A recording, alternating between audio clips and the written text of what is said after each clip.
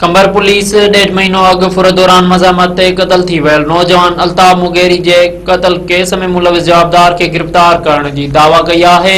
SSP कंबर शहदाद कोट आसिफ रज़ा Baloch press conference कंदे चयो त मक़तूल अल्ताफ मुगेरी जो क़तल गुज़ारित बणिजी चुको आहे, जंहिंखे हल करण लाइ टेक्निकल बेस समेत मुख़्तलिफ़ तरीक़नि सां जांच खां पोइ नादर मुगेरी ऐं तस्लीम मुगेरी नाले ॿिनि जवाबदारनि खे गिरफ़्तार कयो वियो आहे। एसएसपी कंबर ॿुधायो त गिरफ़्तार जवाबदार जांच दौरान ॾोह जो एतराफ़ कंदे ॿुधायो आहे त नौजवान अल्ताफ मुगेरी वटि वधीक पैसो हूंदो हो, जंहिं ते खेनि साड़ थींदो हो, जंहिं करे नौजवान खे क़तल कयो आहे।